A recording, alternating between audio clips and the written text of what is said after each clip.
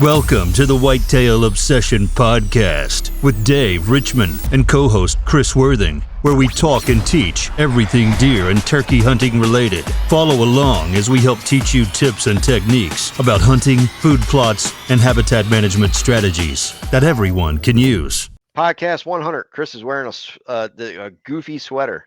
Goofy sweater. Why are you wearing a sweater? Because I'm warming up for my ugly sweater contest at church. All right. They have they're gonna have an ugly sweater contest, and I just got this sweater, so I had to try it on. And I thought it would be funny to wear it on here. That's an ugly sweater. It is. Everybody should comment It's comfortable. if Chris's sweater is ugly. It's comfortable, All right. but ugly. You got snow, right? It's snowing up there? Yeah. We got. I bet you the grass probably had a half inch. Yeah, But now it's raining and it's really sloppy out. yeah, it snowed here for probably like 4 hours. Nothing really laid, but now it's snowing or raining. Sorry. So now it's all just a mess. I'm recording on a Friday, the 22nd. Tomorrow is the first day of bear here in PA. Yes, it is.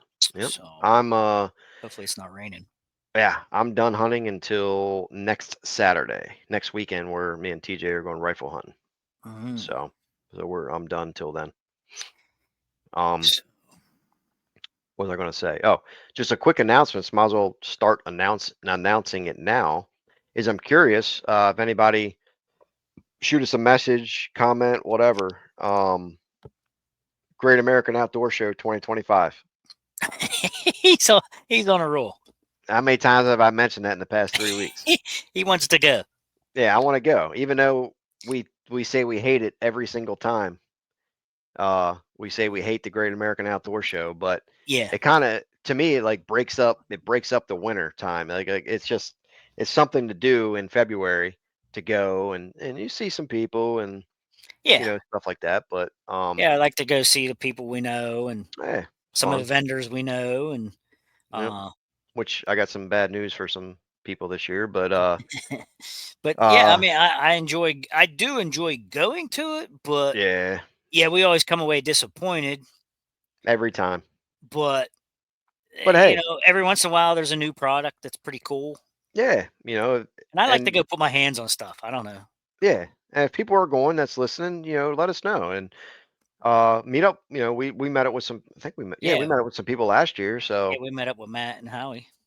Yep. So if you guys are going, plan ahead and let us know, because we'll be there the opening Saturday, as long as it's not like a blizzard outside. But if it's not too bad, because you got to travel like 3 hours and I travel about an hour and 30 minutes or so. So let us know if you're going, and we'll meet up with you for sure.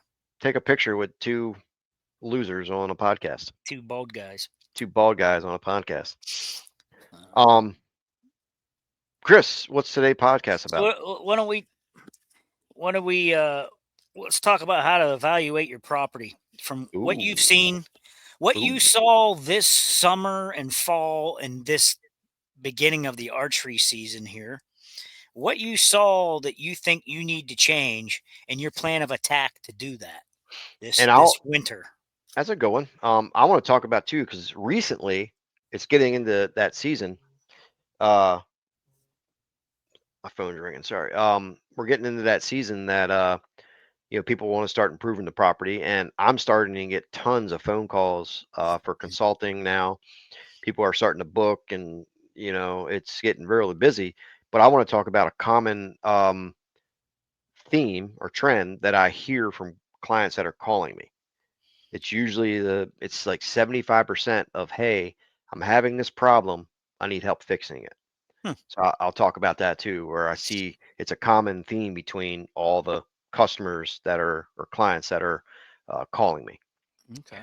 So why don't you start out? I mean, how would moving into the new year? What do you evaluate? What's some things to look for, I guess, and maybe some ways to fix it, I guess. Well, I don't have that much my own property to be able to be doing this stuff, so I'm not a really good advocate of all this stuff.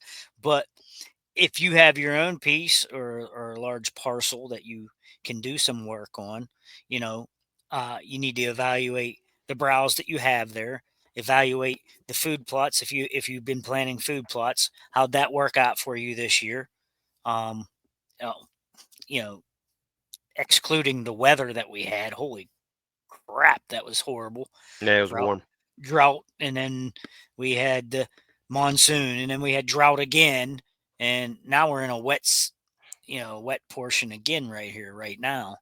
Uh, the plots seem like a common theme uh, northeast here that people didn't do very well with their plots. I mean, It was so dry. it was so bad. People were just burned up. You know, lip high, burned up, nothing Yeah, out there.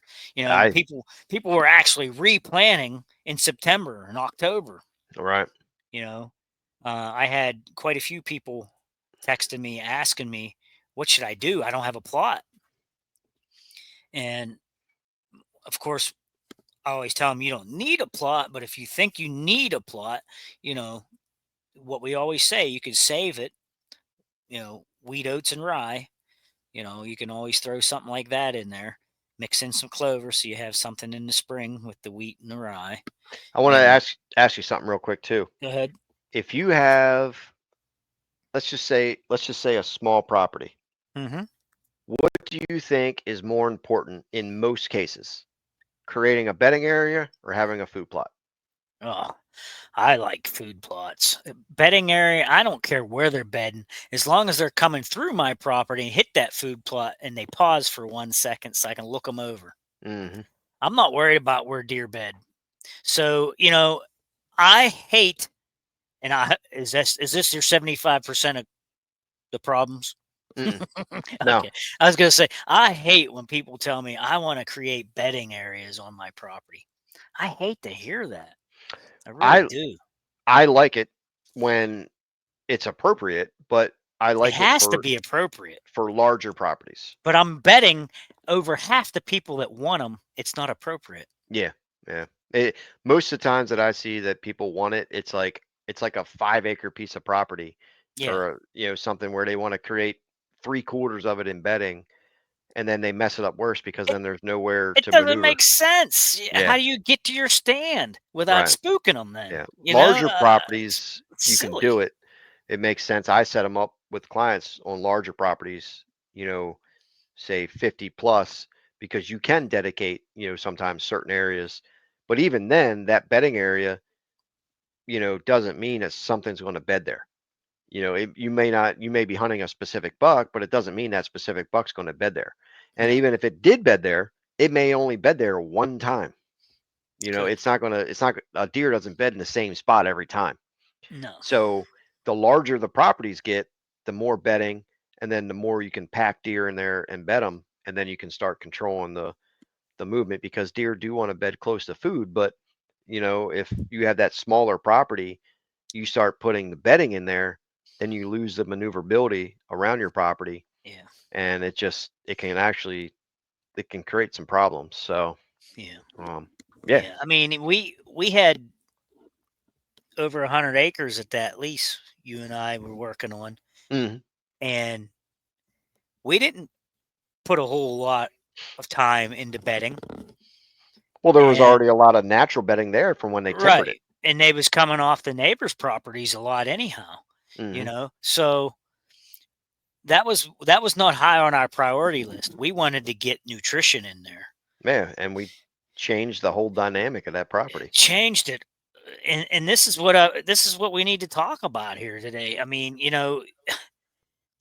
like I said, I started to say I hate to hear people say they want bedding, they want bedding. I don't care where they're bedding, as long as they're coming through your property. uh, be happy that they're doing that, and that's the Hmm. ultimate goal. Is you want to see deer, right? You're not seeing deer if they're bedded. They have to come to you anyhow. So that's one of my pet peeves. Unless, like you said, unless it's appropriate, if they have 100+ acres and they can dedicate an area and not go in there, Yeah, if you that can that type if of you thing. can dedicate a 10 or 15 or 20 acre slot, Yeah. just for like a sanctuary, Hmm. and deer can flood in there, then you have food, and they can try, Yeah, they they can can bed in travel there. back and forth. I mean, that's ideal. But when Right. you start creating, all that bedding on trying to pack deer onto your 5 acres or Hmm. whatever it can create a problem, Hmm. And then if your neighbor has a food plot and you create bedding on the side of it or something, and then you don't have a food plot and you created bedding, those deer are going to bed on your property and then travel to their food plot. Yeah. So it can get tricky. But if Yeah. it's appropriate, I think it makes sense to have.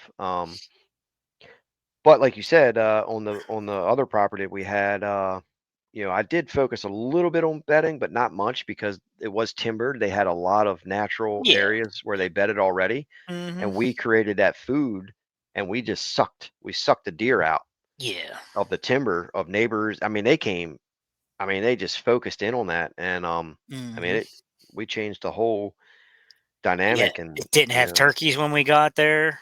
nope, we had After the first year, we had tons of turkeys there. I epic mean, turkey hunting. it just turned around when you have Yeah, nutrition. I yeah. mean, and I think one of the things people should, you know, really zone in on also is obviously travel corridors. Hmm. I like making sure that they have easy access to that plot. You know, Hmm. um, I set stands like where I was hunting. It was an old farmer's field, so there was barbed wire and stuff all around it.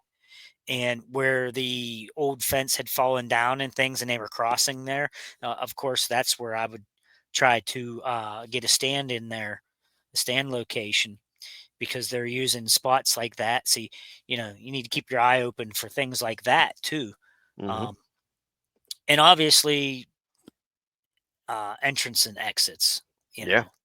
I mean, in my situation, it's hard. That's an evening hunt only over there because you can't get into it. The entrance is horrible.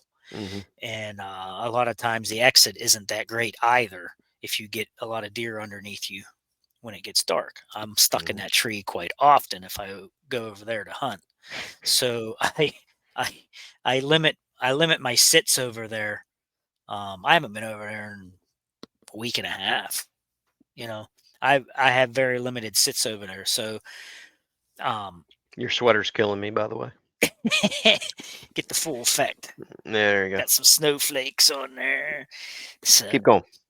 yeah. So I think that's important stuff.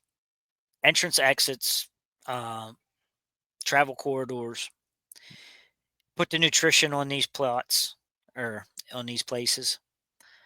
Um, what else can you think of? I got some stuff. I mean, people are big into this TSI stuff anymore and hinge cutting and all that. And I mean, if you have some low desirable timber that you want to lay down, I guess that's okay to do Hmm. stuff like that. Um, Well, but timbering, there, it's there a again, it needs to be an appropriate situation. yeah, like timbering is a very important part because if you don't have any natural browse, you got to open up the sunlight. Yeah, So, and if they want to, yeah, if they're opening it, I can't say it, opening it up. If they're opening it up for sunlight and they're going to get sunlight down and they're going to create that browse, I mean that's a that's a that's a great thing to do. yeah, that's an You know, appropriate that's an situation. appropriate You know. situation, and that could be part of your corridor too.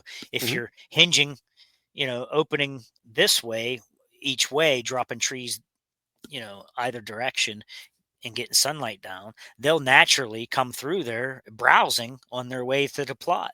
So Hmm. you're actually making a little food highway type thing right to your plot and Yeah. making it easy to get to.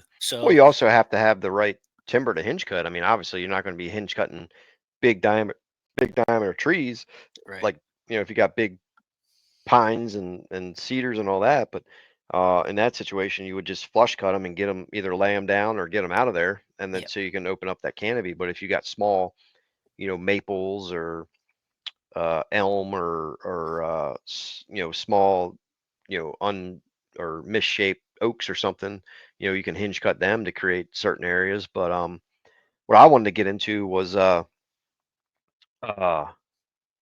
this Get into common it. this common theme that I see with customers, and it relates to what you said with the travel corridors, really. But um, the latest client that I talked to was a couple days ago.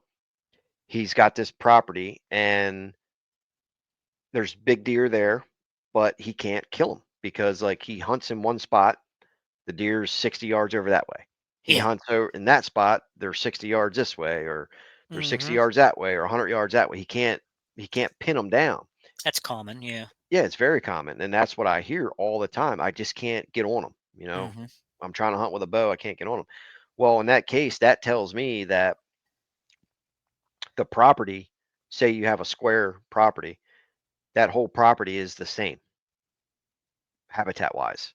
There's nothing that attracts them over to here or over here or over there. They're just kind of willy nilly through the property. And Hmm. in that case, you have to create defined movement by making cuts, blocking off a certain deer trail, forcing them to a side of the property where you have a common wind, forcing them that way so you can hunt a common wind, and then blocking off certain trails to force them this way, or having food in a certain area, or having, a timbered area, or, select cutting a certain area to kind of define that movement. And that's what he was having issues with. And he hired me, and I'm going there. But I had another guy call me today where he said the same thing. He's got 100 acres, and if he hunts over there, the deer are over here, and he can't. Some He's like, sometimes I see some good bucks during the day, but Hmm. he's like 90% of it is at nighttime. Why? And he sent me an arrow photo, and I looked at it, and I said, I can tell you why right now.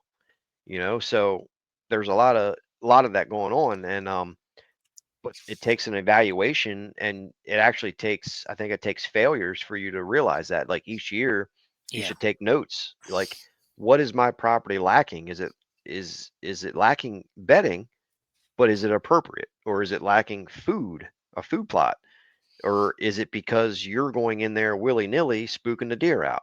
Are you putting feeders out and the deer hitting the feeders at nighttime? All these things are common, but they can be corrected. You Yeah. know, You can um, definitely fix that stuff. and a guy admitted today, or the guy I talked to a couple days ago that I'm going to, he said that super nice guy. He's all excited to get some stuff going, but he went um he went somewhere to a butcher shop or something, and he was talking to all these hunters, and the hunters told him, they're like, "Oh man, you got to get into the center of your property. You got to sit in the center of your property and everything." And then when he started doing that, he said literally within 3 days all the deer went nocturnal. Hmm. Because he's going into the center of his property, and he's spooking the deer out. Hmm. It's best to hunt the edges, but then he can't really hunt the edges because when he does, the deer are in the center. So he needs something to create definition through his property, and that's what we're going to focus on. I mean, Hmm. the guy hired me for like 3 days worth of work, 4 days worth of work, really. But I mean, I'll be cutting, I'll be doing laying out food plots and marking trees and all that. But that's a common issue, is they have deer, but they can't kill them. How do you Hmm. define the movement? And I had one client this year that shot a really nice 8 pointer from Ohio, and he had 2 acres of property. Hmm. That you remember that property that I went Yeah. to, Yeah. I remember that. um, and we did some stuff there. We did a travel corridor through his little 2 acre property to a food plot, and he's had more deer this year than he ever has, more Hmm. bucks. So there's all kinds of things to do, but it's all about evaluation. Yeah. Yeah. Food or bedding or travel routes, or and I another don't. client. Good. I had another guy call last week, and he's torn up. He's 50-50 on baiting deer with the corn. He's in Hmm. Maryland, but he's 50-50 on it. He's like, if I do it, he said, the deer are nocturnal. But if Yeah. I don't do it, I'm afraid that if I don't do it, the neighbors are going to attract the deer because they're baiting too. Right. So what does he do? Do you bait or not Hmm. bait? So Hmm. there's all kinds of issues out there, especially when you're hunting in an area that has high pressure where all your neighbors are hunting. It's a difficult situation, and I've seen some habitat managers over the past couple weeks saying that it doesn't matter what your neighbors are doing, Huh. and I call BS on it. Yeah. That is a BS statement because it 100% matters what your neighbors are doing. Now, the bigger your property is, the less it matters. The smaller your property is, the more that it matters. Well, I think you should rephrase that and say the more attractive your property is, and don't worry about the neighbors as much. Yeah. So, yeah, I agree with you. So, I mean, size, but I mean, it has to be attractable too. well, yeah, yeah, well, yeah, Yeah. of course, yeah. But there's so So, many variables, and I always say too, it's always property dependent. Somebody's property is going to be better yeah. than the next one, whether it's a mile away, half a mile away. There's a property out there that deer just want to be on, especially bucks. Yeah. They feel safe there. You could have two of those properties a half mile apart. Both of them have less pressure, but guess what? That buck is going to pick one of those properties because there's something Hmm. there that he wants to that attracts him, whether it's just the topography of the land, or one has more cedar trees than the other, or whatever it is. There's a special, There, you know, they they they read they read the topography also. Mhm. They know where they want to go, easiest routes or whatnot. Yep. I mean, and that's kind of what I was getting at when we opened up this podcast was, what did you see Mhm. that you would like to change? Right. And one of the things I was thinking about when you just said that was, for instance, my neighbors out here that are butted up against my property, they've had this ladder stand down here in the woods forever. And because there's an apple tree up here in the backyard and a pear tree and my food plots, they they figure since that apple tree's there, that's where the stand should be, I guess. And they think that the deer are going to walk right up to them and come to that apple tree. And the apples and pears are gone by season anyhow, normally. Mhm. Um, but yeah, I guess that's their way of thinking that the deer in the summertime are hitting that apple tree, but they dump that stand in. Now, I can tell you from experience, me being on my lower property, watching back up towards the house in the apple tree area, those deer never go near that stand. Never. They No, never go that route because yeah. it's straight uphill to the backyard. They don't want to go straight uphill. They take a side and they walk around that side hill and they pop out further down the property. Mhm. And if they want to come to that apple tree, they walk across the backyard. They don't go straight uphill to that tree. Yeah, they're going to follow the layout of the land, the easiest Yeah. I mean, resist the and I'm least hoping passive resistance. people are noticing that when they're out this year. Like you said, this guy, he's putting a stand here, but the deer are over there all the time. Well, then, like you said, he either needs to do something different and get those deer attracted to come past him so he can get a shot, or he just needs to move a stand somewhere else on an edge somewhere and cut them off at another corridor coming onto his property or something. Yeah, so deer are creatures of edge. Hmm. So, like you said, if you have this wide open field and an apple tree up there and it's going uphill, Yeah. they're not going to walk straight through that open field uphill. They're No. going to follow the woods line or a Yep. hedgerow or a dip in the whatever it is, the path of least resistance to get there. Yeah. Um, and depending what way the wind's blowing too, that they're going to walk with the wind in their face or whatever, and um, or side wind, whatever it is, but they're going to follow the edges, inside corners and Yeah. ridges and saddles and benches, and instead of them look at benches like you hunt. The deer Yeah. aren't walking straight up that bench. No. They're No, they're not. walking the side of that bench until it levels out And that's onto a kind of flat. like I don't have property, so I hunt a lot of public. And the reason why I started out saying what I said. What did you see this year that you want to change? Because it was personal to me. Because this year, like, I have tons of trail camera pictures on scrapes and things from earlier on and early archery, but I don't go back to these two stands until the rut starts to kick off, or until the chasing phase and pre-rut and all that, like Halloween time. And it it was different this year. I don't know why, but the deer were all approaching in a different area um, than where my stands were placed. So I was able to. You got a picture of a deer in the snow. That's the farm. Man, look how much snow they got. Yeah. Wow. So I noticed that I placed my stands um, probably too close to the mock scrapes, first of all. So that was a lesson learned. Yep. I placed them too close. And I need to be between that mock scrape and where I saw those deer approaching. Okay. So I know next year, just from that intel, what I saw, what I need to change. So I need to be a little more aggressive and go a little deeper to where these deer were approaching from. So that was my lesson learned, that I wanted to say on this podcast was I saw that particular instance that I need to change. What did you see?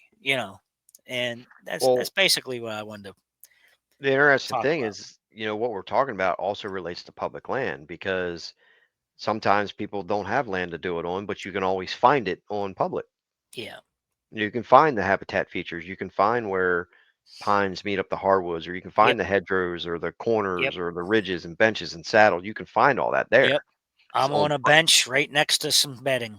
on private land, if you just have a solid square block of 40 acres and everything's the same, It's all flat. it's all flat. What do? The deer are just like this. People are having. They're just walking anywhere. So Yeah. you have to manipulate that and create the definition of them to move in. You See, know, I think I would have a hard time coming down there and hunting with you in Maryland where everything's flat because I don't have that here. you're You in the know, mountains. It's Yeah, different. and so Different. other people, like, from Maryland would probably have a hard time coming and hunting with me hmm because it's up, down, and around, and saddles and Yep. benches and things, Yeah. and I hunt a lot of side hills, and, people that hunt flatland are not familiar with that Yeah. type of hunting, So, I mean, it is definitely property dependent for sure, That's you different. know? Sometimes, like you said, people struggle with the mountains. And then if you come from the mountains and go to flat, because if you go to a flat square piece of property and its entire section of pines for 40 acres, where do you hunt? Because it's Right? all the same, you Yeah. know? So you have to manipulate that and make the deer do what you want. So, Well, like when we went down and hunted the Sika deer, like that was all flat, but but there that was area there we was hunted, but there there's was a definition. marsh. Yeah, there was a Well, yeah, marsh, and there was a clear cut, and there was an edge of woods, hedgerow in the and middle. I felt that the edge of the woods where a finger jutted out into a clear cut, I figured that would be a spot that would produce, That and clear cut it did. has habitat You know, features in it. it, It it has, has features, but you have to be able to recognize it. I yeah. guess that's the point. hmm So yeah, Yeah. So so we're at the 30-minute mark. So that's that going to be came that came to a lot of that talking to came to an nothing. abrupt Stop. stop. Yeah. So that's episode 100. Yeah, we got it. We got it all out. Yeah, we did. Yeah. So, yeah, if anybody has any questions, let us know. Look for the features, that your property has or doesn't have. Sometimes you have to create them, and Yeah, might have uh, to make some changes. yeah, don't be afraid to reach out. I'll do consulting and stuff, and then if there's something, where I have a client that's close to Chris, he'll meet me on the property too, and you'll have us both there. So, um, let us know. Reach out to us, and we can get you set up, or if you just have a simple question, reach out. Yep. So we'll If see you you like on. my sweater, comment. Yeah, everybody should comment and say that is an ugly sweater. Hopefully, I win the contest. And also, can you believe that we went 100 episodes without missing any? Yeah, That's a lot of podcasts. that is actually. You know, we're coming up on 2 years here in the next 5 weeks, 6 weeks. Couple weeks. Yeah, right around New Year's. It'll be Yeah, 2 will years. be crazy. It'll be 2 years of podcasts. Comment with some ideas that you want to hear talked about. Hmm. What content do you want to see or More hear ugly, about? more ugly sweaters. You want to see more content with me wearing ugly sweaters, Right. or just All right. seeing Dave ugly? Right. Exactly.